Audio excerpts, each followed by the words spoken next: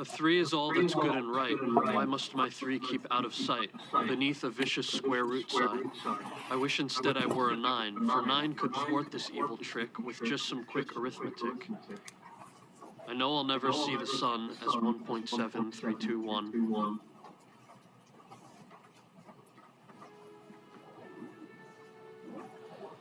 Such is my reality, a sad irrationality. When hark, what is this I see? Another square root of a 3 has quietly come waltzing by. Together now we multiply, and form a number we prefer, rejoicing as an integer. We break free from our mortal bonds, and with a wave of magic wands, our square root signs become unglued, and love for me has been renewed. What did I miss? That man have the math problem play Sure does. That made no sense. He did what? He had math say Harold and Kumar. Oh. Great movie. All right, so he's a square root of a 3, right? And so what is the square root of 3? Can you guys think of a number that multiplies by itself to give you? 3. He did say it. Screw up your numbers, buddy. Go ahead. He said what it was, right? The square root of 3, and I think one of my classes we Googled it. Square root 1.732 and approximately 1. This is an irrational number. It is never going to repeat. It's never going to stop. It's like pi. And so he'd rather not be an irrational number. He'd rather be a 9, right? If you were a square root of 9, what is square root of 9? 3. It's 3, right? But alas, he is a square root of 3, which is an irrational number. But he found another square root of a 3, right? His romantic interest, right? And they multiplied together, right? It's crazy. What's another way of saying a number times itself? Anything times itself is squared, right? So we're taking square root of 3 and we're squaring it. That's what a number times itself is. And so we can now go ahead and solve this out. What is 3 squared? 9. And it stays underneath the square root sign. We didn't get rid of that yet, but now we can solve the square root of 9, which we already know is 3. So what you're going to be doing with these is trying to find pairs of numbers, because on their own, they're irrational. And we cannot solve them. We would have to round. And so we're going to be introducing error. But if we can find 2 that we can multiply together, then they turn into a nice integer. So dividing is the thing we're doing, right? So it's only pairs, right? Only pairs, yeah. Okay. Because pairs is squaring. When you multiply 2 things together. So let's go ahead and start dividing these out. What can you divide 18 by? 9. 2 and 9, definitely.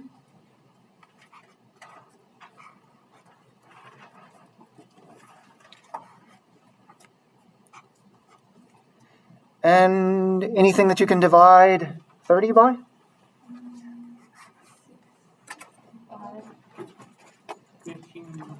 5. I heard a 5 and a 6. 15 and 2 would definitely work as well. Since I heard the 5 and the 6, I'll go with those first. You could do it differently, I guess. And I want to test and make sure that you guys can actually come up with something. So I'm going to let you guys continue on with that. One of these 4 has an answer. Which one of those is a perfect square? The 9 is 9. Yeah, we can say that that's just 3. Oops, I'm already... I told you I'd be letting you take it from here, but I'm already starting to try to solve it. So that one turns into 3. If we can divide out the 6, if we can find any other pairs, then when those pairs multiply together, then they come out from underneath their square root sign.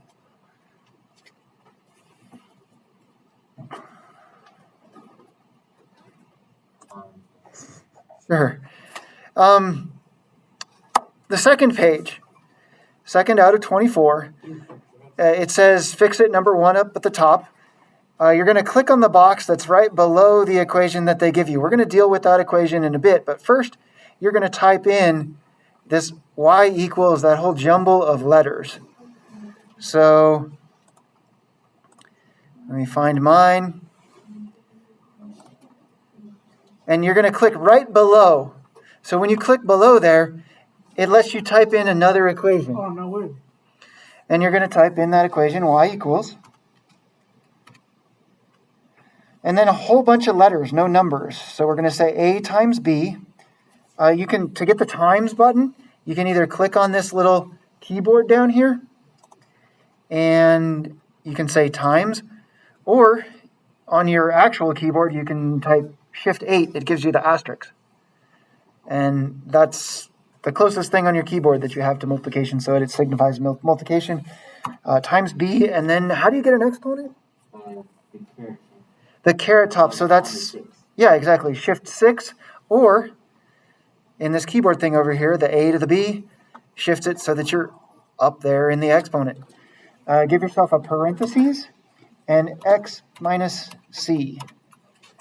Once you close the parentheses, you can put your, press your arrow key so you're out of the exponent, but I think once you close the parentheses, it doesn't let you continue typing Some crazy stuff. in the exponent. Definitely. What's the very last letter that we're adding? D. It's got to be D. We did A, B, C, so we put D on there. And after that,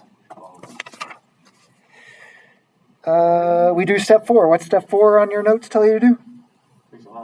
Click all. So it says everything except for X and Y, we're going to make sliders for. These are all variables, and so a slider lets us change those values. I'm going to turn off my original That's pretty cool. equation. This is our graphing calculator. And yeah, it does the work that we did on lesson 1, right? We had to graph this stuff, plug it all in, but this one, it does it for us. So I'm going to go over here, and yours is probably a blue button, that blue line. If you click on it, this button over here, then it'll make this disappear. It's just one less thing to worry about, to look at. And we're going to move around these A, B, and C values and see how it affects the graph. It's not very interesting until we change up our B a little bit. So in lesson 1, we had just A times B to the X power, and there were some limits on B. B could not be a negative number. What happens when you take this and drag your B negative? Like, yeah, It's gone. you can't really see it after a while. Yeah, when you take it to the negatives, there is no graph. There are no numbers that have negative, certainly not negative square roots. There's no way you can multiply a number by itself and get a negative number.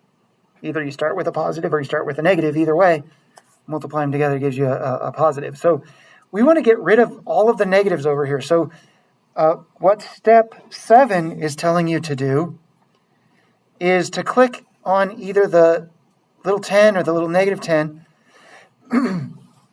in this B box, and that'll let you adjust your slider. We want our slider to go from 0 to 4.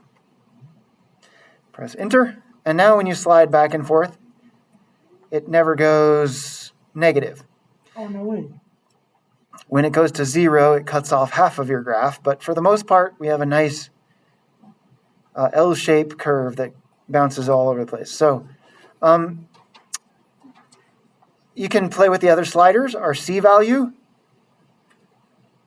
does this to it. Our D, when we change the D, negative, positive. And the A value also changes it around a little bit. It's pretty cool. So we're going to take a look at part 2, and we're going to try to describe what each of these variables, how they affect the graph. So looking at when you go from a negative A value to a positive A value, how does it change your graph? It affects the direction it points. It's pointing up when it's positive, right? Pointing down when it's negative. That's kind of like a slope, right? With linear equations, a positive slope went up as it went to the right. A negative went down. I think that's exactly the same here. So go ahead and on your notes, when it's asking you on part 2 here, how does adjusting the A slider transform the graph? We're going to say the higher the number,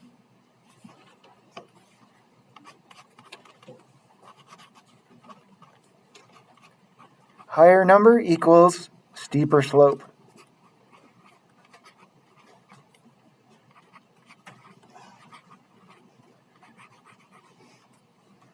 So that A value is your slope. Remember when we had linear equations, y equals mx plus b? The m was in the front and it controlled slope, right? Our A is in the front and it controls slope. To be a little bit more specific, so it flips it, but it flips it vertically. It flips it downward, right? Go ahead and see what this looks like again. You can play with it on your own. But we're positive, and then when we hit some number, it flips it upside down, right? Right side up, upside down. So it flips it vertically. What number is it at right before it flips it? 0, right? If you have a slope of 0, that means it's totally flat. So I'm going to go back over to my notes, and I'm going to say it's a vertical flip. VE, vertical.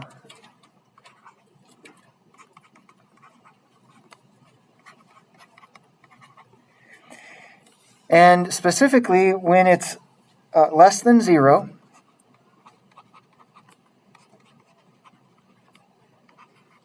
less than 0 is downhill.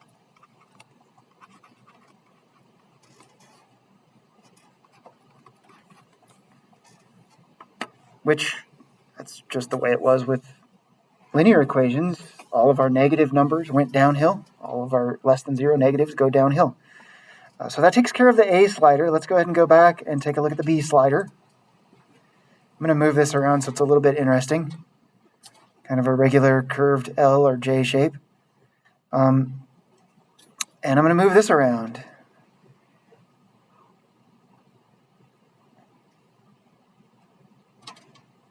How would you describe what's going on right now? How is that changing our graph? Aggressiveness. Aggressiveness. Changing it aggressively. The slope is like, yeah, it's more sharper. sharper. Standing up and then falling down. It's still slope, right? The higher the number, the steeper the slope. Yeah, it's more sharper. But now we don't flip it on top of itself. We don't flip it upside down. Look at this graph right here, and then when I do this to it, it's still kind of the mirror image, right? I flipped it horizontally, though. So flipping it this way over to this way, it's kind of the mirror image of itself, right? So let's go ahead and say it's still the higher the number, the steeper the slope. Are you ever going to make the marbles hit all the time? That's the goal.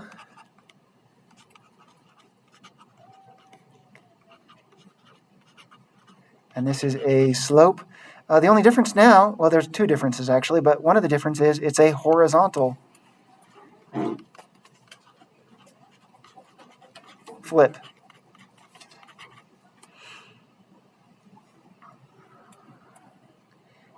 And there's a certain number at which it starts to flip, at which it goes completely flat. What number, when you drag your slider back and forth, what number does it hit where it goes completely flat when you drag your B slider?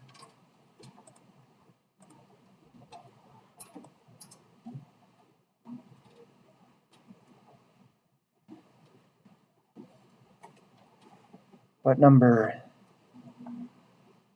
Like point, like on 1. Right at 1, right? If you take a look at our equation, B is the number that's being raised to the exponent. And so if you take 1 and you raise it to an exponent, what's 1 to the second power? 2? 1 times 1 is just 1, right? Yeah. What's 1 to the third power? 1. If you take 1 and no matter how many times you multiply it, no matter what you plug in for x, it's going to stay the same. That's why when our b value is 1, our graph doesn't change. It stays the same. So 1's not very interesting. When it's less than 1, it's going to go downhill. So go ahead and give yourself that last little bit. Less than 1 is downhill.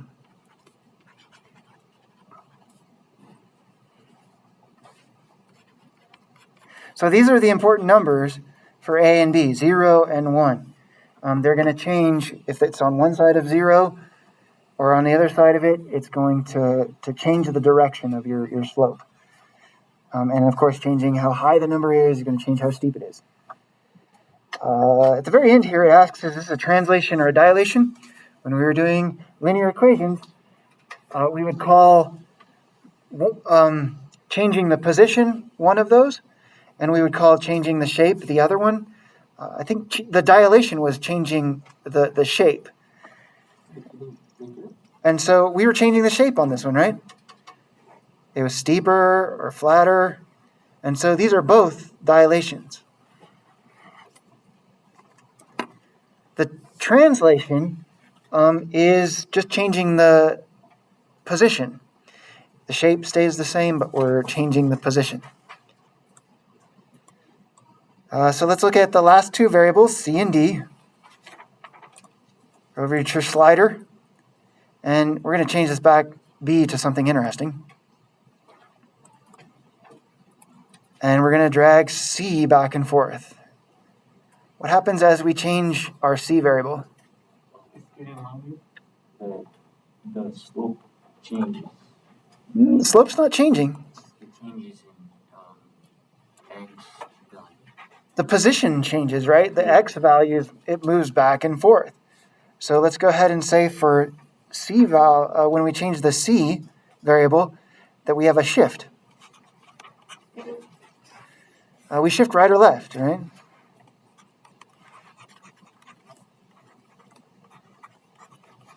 Positive numbers go to the right, negative numbers go to the left. There is something tricky about this because it says x minus c. So when you plug in a positive number for c, it's really saying it's negative. And then when you plug in a negative number, it would say x minus negative, turns it back positive. And so it's actually the reverse of what you'd want it to be. The actual sign of the number going to the right would be negative, going to the left is positive. But if we keep that negative sign in there, it'll make it the way we think it should be. Right, positive, left, negative. What do you suppose D is going to do?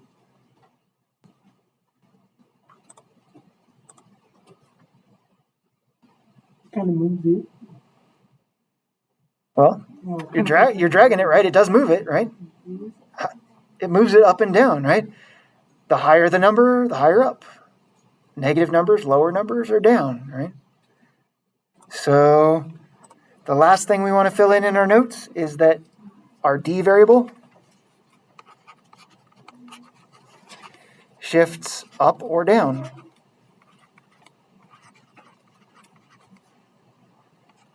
And it's just the way you'd think it'd be. Plus means up, negative for down.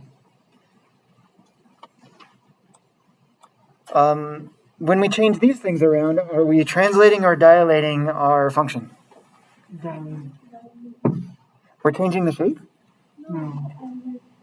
We're changing the position. So translation, this is a word you're more familiar with in language, right?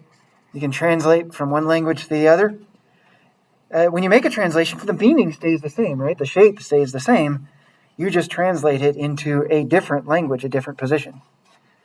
So let's see here. Now we can go back to that original equation that we were looking at. We're going to turn off the one we've been working on. So mine's red. yours might be a different color, but if you click on that button, that equation that we've been shifting around goes away.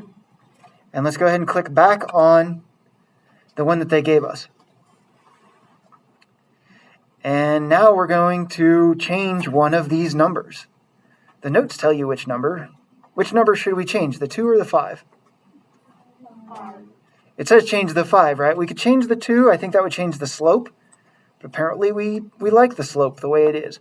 What's going to happen when we change the 5 to a different number?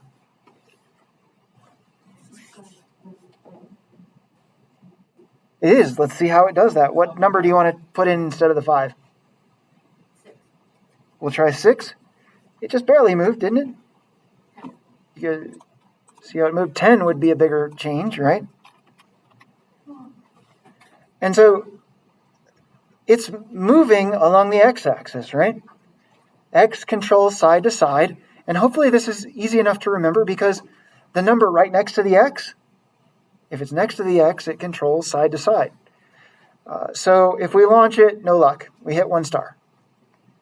So we got to keep changing that. What might we try next for our 10?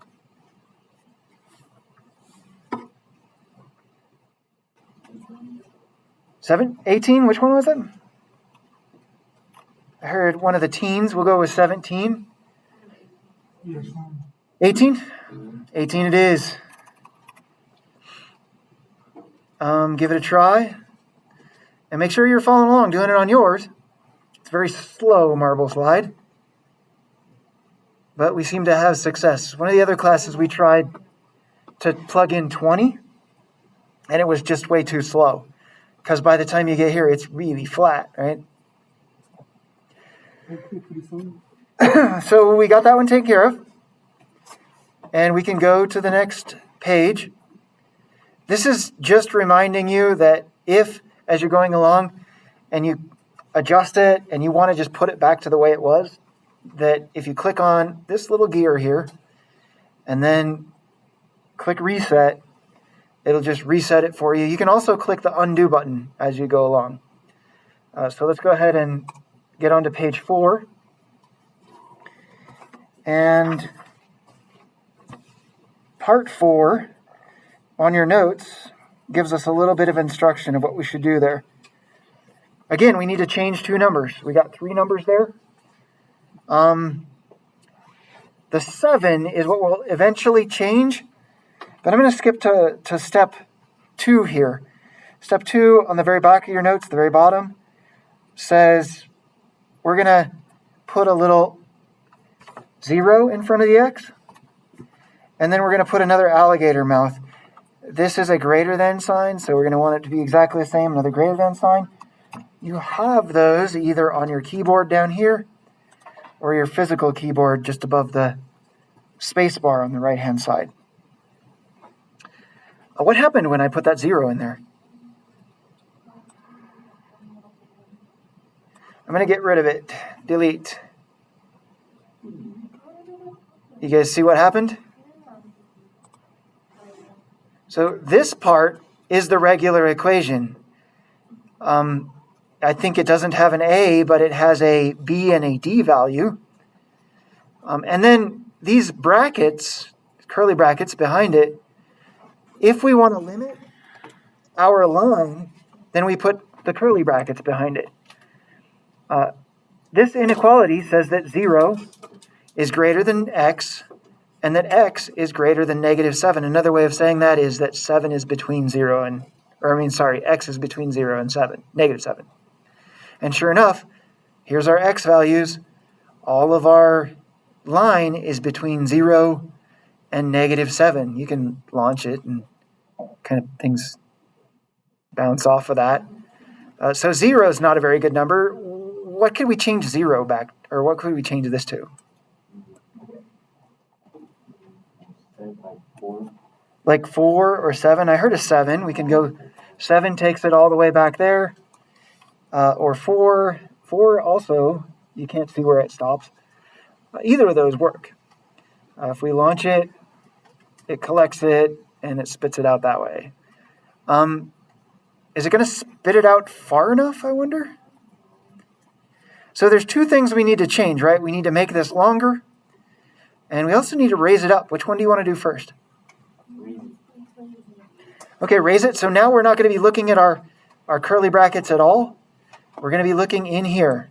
Which one of these two numbers should we change to raise it? One.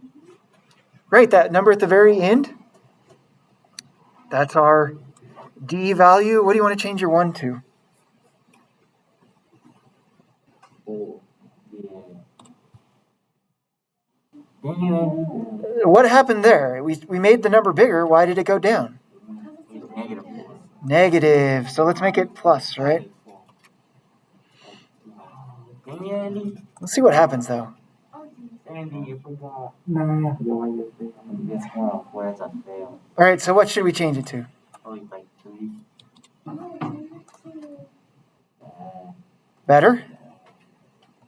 So I think the position is good. It's just, it would be nice if it extended beyond this, right? Squigglies. Back to the squigglies. Right, now we'll go ahead and look inside of here. Right now we're going from 4 to negative 7.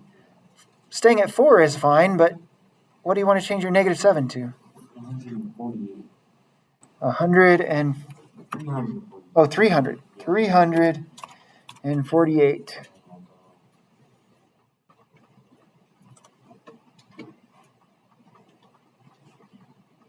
Look at these. Small. All right, so I'm thinking we got to the end of the notes. And so it says continue working through the marble slides activities. One thing I do want to mention, instead of, like, you're going to get to a point where it's telling you to create your own equations. You can copy and paste. You know how to, if you highlight something, and then, what do you press to copy it? Let's go. C. Control shift. Yeah, Control C, just the two buttons. So if I go below it here and I hold down Control, press C, oops, sorry, highlight it, Control C, and then I want to go below it, and what do I press to paste? Control V. Control V. You can do that with either one of these, and then you can change things up on them. See what you can do. Go to town. Hello? Yeah.